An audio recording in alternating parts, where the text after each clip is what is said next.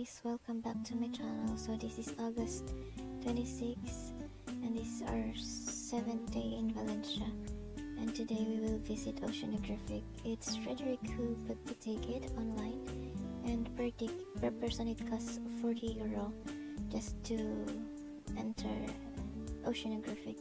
Medyo pricey siya but it's fine, it's sulit naman. The price is good. Marami kang makikita. Like, mayroon din silang flamingo, different kind of fish, and like jellyfish. What else? May mga sharks, may dolphin show.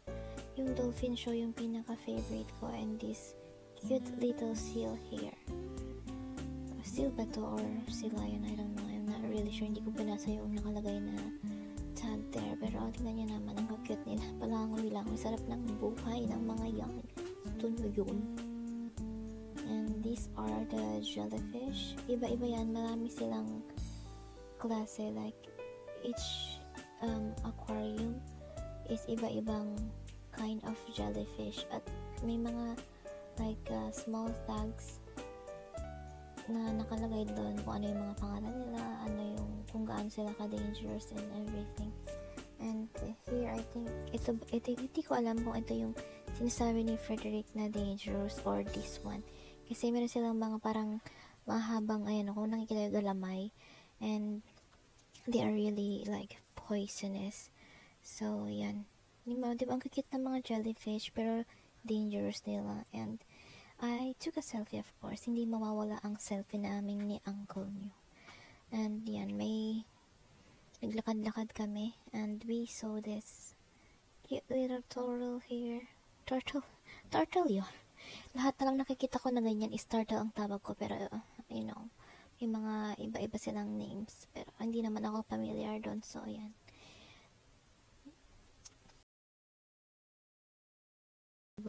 So this is the dolphin show. I think we attended it like around 2:30, and I think it's every 30 minutes meron silang dolphin show. And tingnan nyo naman yung mga dolphin, they are really cute, and mapapawaw ka talaga sa performance nila kasing tatalino nila, and they really entertain everybody, hindi lang makabata, pati nakagaya kang matanda, charing.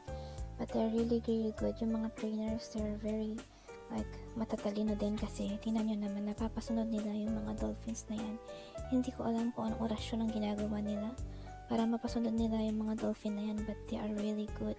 And salute to all those trainers na nag-i-effort para i-train sila at alagaan yung mga dolphins na yan, kasi before the show nagbibigay sila ng information na yung mga dolphins are endangered na because of climate change. So I hope that, alam mo yun, masolusyonan yung climate change kung may solution pa, para hindi naman maging kawawa ang mga dolphins sa dagat.